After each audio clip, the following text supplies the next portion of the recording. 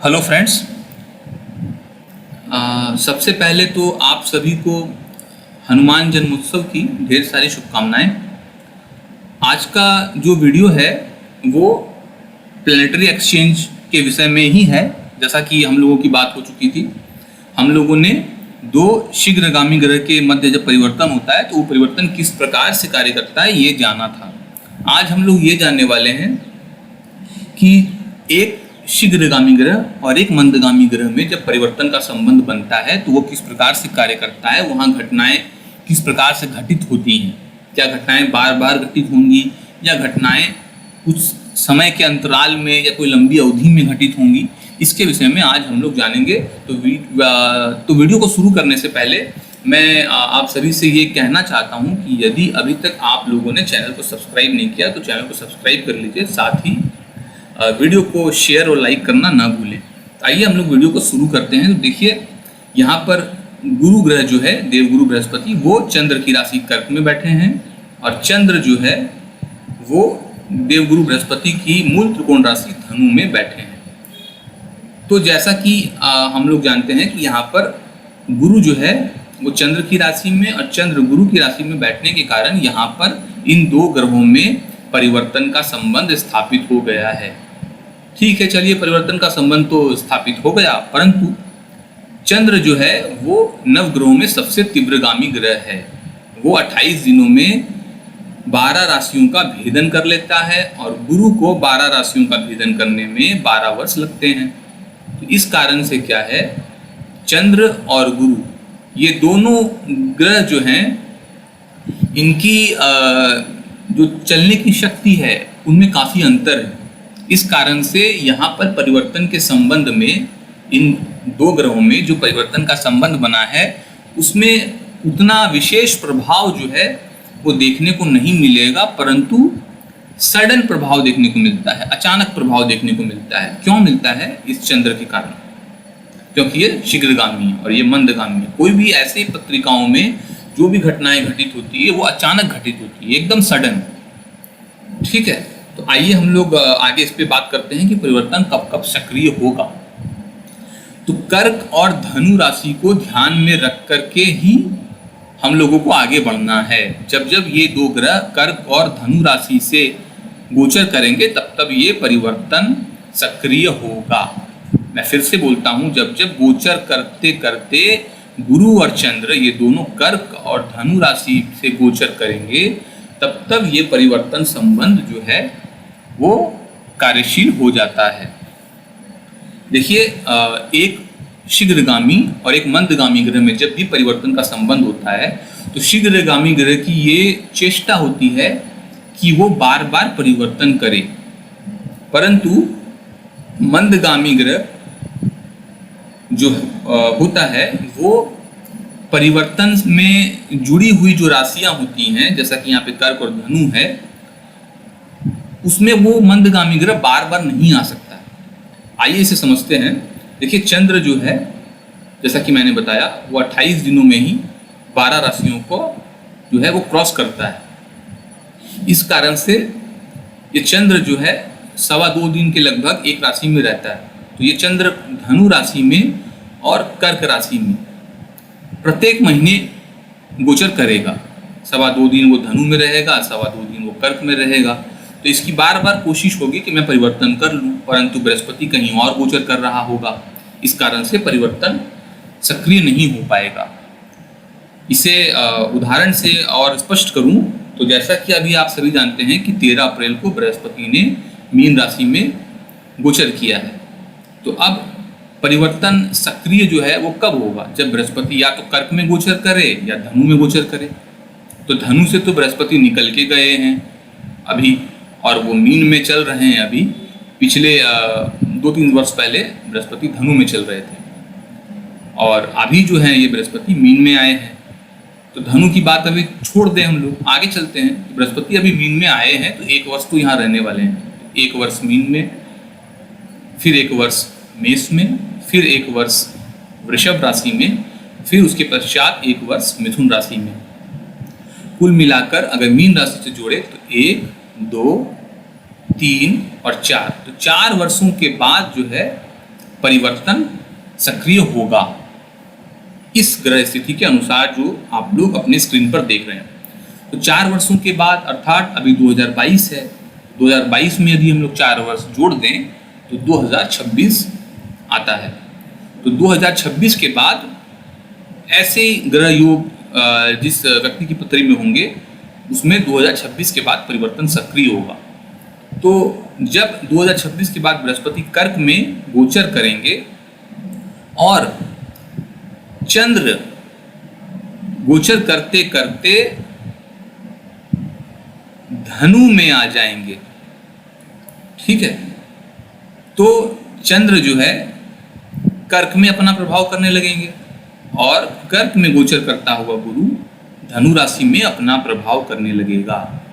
फिर से बोलता हूँ, जैसा कि मैंने आप लोगों को पहले ही प्लैनेटरी एक्सचेंज के वीडियो जो मैंने पार्ट 1 जो आप लोगों के लिए अपलोड करी थी उसमें ही मैंने कहा था कि जो 2 राशियाँ परिवर्तन के संबंध में कार्य करती हैं उन्हीं 2 राशियों में ग्रह का गोचर होना चाहिए और उन्हीं 2 ग्रहों का गोचर होना चाहिए। इसके साथ ही साथ जो ग्रह जिस राशि में जा रहा है उससे दूसरी वाली जो राशि होती है जो परिवर्तन के संबंध में आ रही है वहां पर वो ग्रह प्रभाव दिखाने लगता है। ये बहुत महत्वपूर्ण सूत्र है, इसे हमेशा ध्यान में रखें।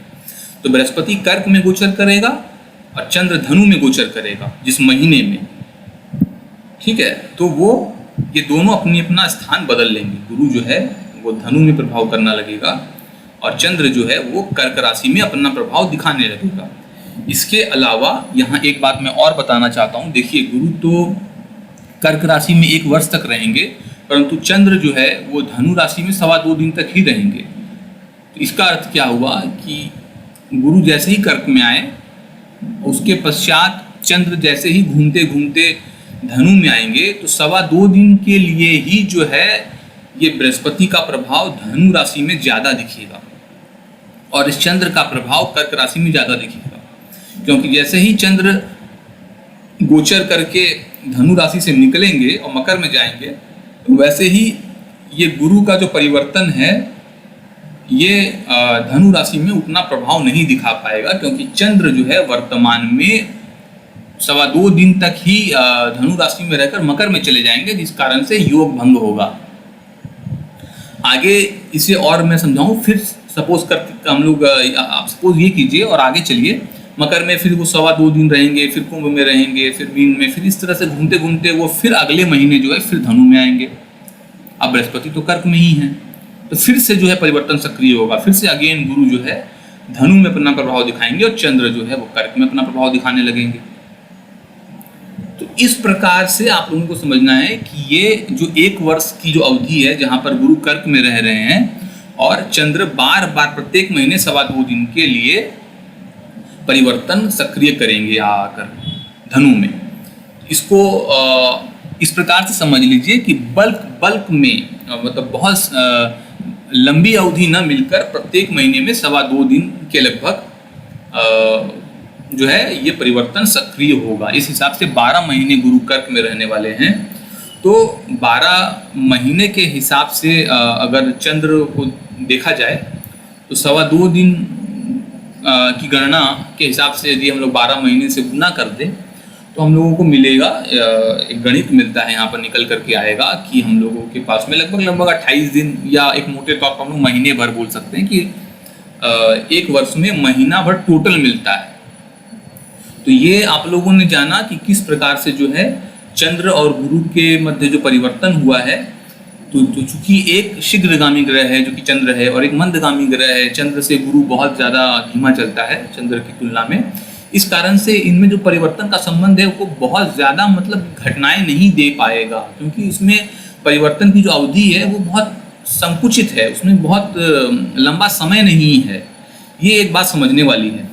अच्छा, दूसरी बात एक और समझने वाली है। देखिए, यहाँ पर गुरु उच्च है कर्क में और 12 राशियों में गुरु की स्थिति सबसे अच्छी कर्क में ही बताई गई है हमारे सभी ज्योतिष के ग्रंथों में। अब जब ये चंद्र धनु में आएगा और गुरु कर्क में आएगा तो देखिए गुरु जो है वो धनु में प्रभाव करने लगता है। इस कारण से ये उच्च की राशि से निकलकर अपनी मूल त्रिकोण राशि में आता है, अर्थात इस गुरु के बल में ह्रास हुई है, ठीक है। ये जो गुरु है इसकी शक्ति यहाँ पर कम हो रही है। अब आप इसे ऐसे समझ लीजिए कि ये गुरु किसी की पत्री में कर्क में है और चंद्र जो है वो मीन में बैठा है, तो ये भी गुरु की राशि है। परिवर्तन यहाँ पर भी बना हुआ होगा अगर किसी की कुंडली में जो ये दो ग्रह हैं, गुरु कर्क में हो और चंद्र मीन में हो, बाई बर्थ बता रहा हूँ, किसी की पत्रिका में ऐसे ग्रह युग पड़े हों, तो इसमें क्या होगा, जब वो परिवर्तन ये परिवर्तन जब सक्रिय हो जाएगा भविष्य में, तो गुरु मीन में जाएगा तो वह स्व राशि का हो जाएगा। यहाँ पर हम लोग ये देख रहे हैं कि गुरु मूल त्रिकोण राशि में हो रहा है, परिवर्तन करने के बाद वो कर्क से निकलकर मूल त्रिकोण राशि में आ रहा है, तो फिर भी वो कुछ बलवान है, परंतु मीन में वो बहुत ज़्यादा क्षीण हो जाता है। स्व राशि का है, बलवान तो रहेगा ही, परंतु कर्क से निकलकर अगर परिवर्तन करके वो धनु में आता है तो वो मध्यम बली है और मीन में वो साधारण बली है, ऐसा कह सकते हैं। तो ये एक चीज़ है जो समझने वाली है। अब यहाँ पर एक बात और ध्यान देने योग्य है। आप सपोज कीजिए कि इस गुरु के पीछे और आगे इसके शत्रु ग्रह हैं, ध्यान से समझिएगा, इस गुरु के पीछे आगे शत्रु ग्रह हैं, या फिर समझ लीजिए इस गुरु के साथ ही मान लीजिए कि राहु बैठा है। चलिए इस गुरु के साथ ही राहु बैठा है ऐसा मानते हैं। तो अब इस जीव को कष्ट है राहु से, इसे कोई बीमारी हो सकती है, कोई समस्याएं हो सकती हैं, इसे जेल हो सकती है, इसे जल से कष्ट हो सकता है, मरण भय हो सकता है जल में डूब करके, इसे कोल्ड एंड कफ की बहुत ज़्यादा प्रॉब्लम्स हो सकती हैं जो कि दीर्घकालीन हो।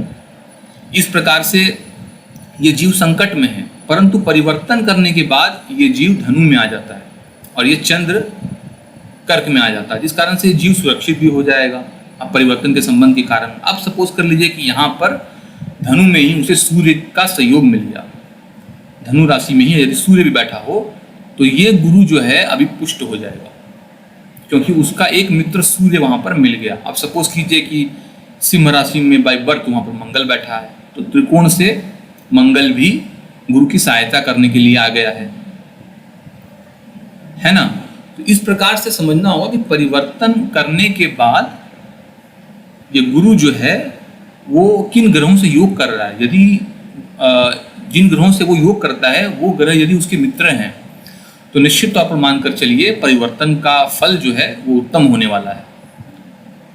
और यदि ये परिवर्तन करने के बाद ये गुरु का संबंध गुरु के शत्रु ग्रहों से बनता है, जैसे कि दानव श्रेणी के जो ग्रह हैं, राहु है विशेष करके, फिर आप उधर में बाकी ग्रह ले सकते हैं, तो उसके अनुसार आपको ये देखना है कि यदि वो संबंध परिवर्तन के पश्चात वो संबंध क्या बन रहे हैं। यदि वो शुभ ग्रहों से बना हुआ है, वो शुभ ग्रहों से जुड़ता है तो वो परिवर्तन अच्छा फल देने वाला है, और यदि वो अशुभ ग्रहों से जुड़ रहा है, गुरु के शत्रु से जुड़ रहा है, तो वो अशुभ फल करने वाला है। साधारण परिवर्तन का कोई अर्थ नहीं होता है। परिवर्तन के पहले, अर्थात अभी गुरु कर्क में है, चंद्र धनु में है, हम लोगों को ये देखना है कि परिवर्तन के पहले ये गुरु किन ग्रहों से योग कर रहा है पत्री में जो बाकी ग्रह हैं। एज पर नाड़ी हम लोग कॉम्बिनेशन बनाएंगे और ये देखेंगे कि इसका संबंध कैसा है।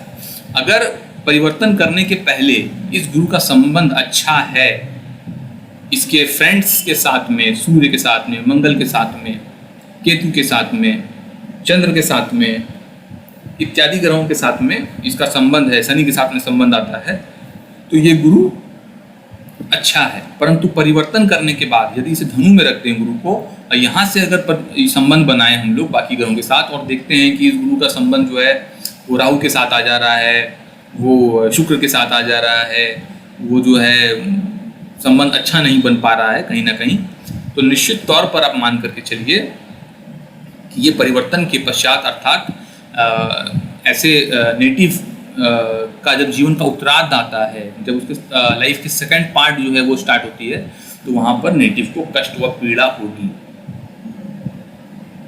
ठीक है, आइए आगे बात करते हैं इसमें। तो हमने ये जाना कि गोचर करते समय जब गुरु कर्क में आएंगे और चंद्र धनु में आएंगे तब ये गोचर सक्रिय होगा। इसके आगे हम लोग बात करते हैं, चलिए आगे चलते हैं। तो हमने ये जाना 2026 के बाद जब गुरु कर्क में आएंगे, तो आइए अब देखते हैं और कहाँ परिवर्तन करेंगे ये गुरु। तो गुरु धनु में भी परिवर्तन करेंगे, है ना। तो धनु पर आने के लिए गुरु को कितना टाइम लगने वाला है, तो 2026 यहाँ पर 26 के बाद हम लोगों ने गणना की थी, तो 26, 27, 28, 29, 30, 31, 32। तो 2032 में जब गुरु धनु राशि में आएंगे, 2032 के पश्चात, या मान लीजिए 2032 में ही मान के चले मोटे तौर पर, तो गुरु जब धनु में आएंगे और चंद्र जब कर्क में आएंगे गोचर करते समय, जिस माह में 2.25 दिन के लिए, तब ये गुरु क्या है, ये गुरु कर्क में अपना प्रभाव करने लगेगा और चंद्र जो है वो धनु में प्रभाव करने लगेगा। उल्टी तरफ, जैसा कि मैं पहले से बताते आ रहा हूँ, जो 2 राशियाँ परिवर्तन के संबंध में अपना योगदान दे रही हैं, तो जिस राशि से ग्रह गोचर करेगा उसकी दूसरी वाली राशि में अपना प्रभाव दिखाता है। तो आशा कर रहा हूँ कि आप लोग समझ गए हैं कि परिवर्तन कैसे कार्य करेगा। तो मैंने पहले के वीडियो में आप लोगों को ये बता दिया था कि 2 शीघ्रगामी ग्रह के मध्य जब परिवर्तन होता है तो वो किस प्रकार से कार्य करता है। इस वीडियो में मैंने आप लोगों को ये बता दिया कि चंद्र जो कि एक तीव्रगामी ग्रह है और गुरु जो है एक मंदगामी ग्रह है चंद्र की तुलना में, तो इन 2 ग्रहों में जब परिवर्तन का संबंध बनता है तो वो घटना, ये जो घटना है इसमें क्या है कि इस प्रकार का परिवर्तन संबंध में घटनाएं जो हैं बहुत जल्द नहीं हो पाती हैं। क्यों नहीं हो पाती हैं? क्योंकि एक मंदगामी ग्रह जुड़ चुका है। तो ऐसे में 12 वर्षों में 2 वर्ष ही परिवर्तन सक्रिय होंगे जब कर्क और धनु से गुरु निकलेगा गोचर करते समय।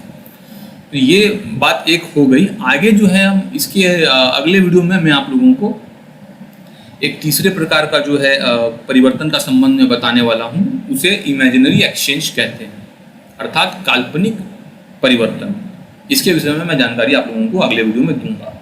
तो आज के लिए इतना ही। वीडियो आप लोगों को कैसी लग रही है ये आप लोग मुझे कमेंट में जरूर बताइए। और साथ ही साथ मैं ये कहना चाहूँगा कि चैनल को आप लोग अपने फ्रेंड्स के साथ में शेयर कीजिए। जो भी लोग ज्योतिष सीखना चाहते हैं उनके साथ आप लोग चैनल को शेयर अवश्य कीजिए। आप लोगों का स्नेह प्रेम जो है वो निरंतर मिल रहा है। आप लोगों के ईमेल्स मुझे मिल रहे हैं, आप लोगों के कमेंट्स मुझे मिल रहे हैं। बात दरअसल ऐसी है कि समय की कुछ कमी अभी बनी हुई है, इस कारण से मैं निरंतर प्रतिदिन आप लोगों के लिए वीडियो नहीं ला पा रहा हूँ। बहरहाल कोशिश मेरी यही है कि मैं प्रतिदिन आप लोगों के लिए वीडियो लेकर आ सकूँ। आज के लिए वीडियो इतना ही रखते हैं। मिलते हैं अगले वीडियो में काल्पनिक परिवर्तन को लेकर। धन्यवाद।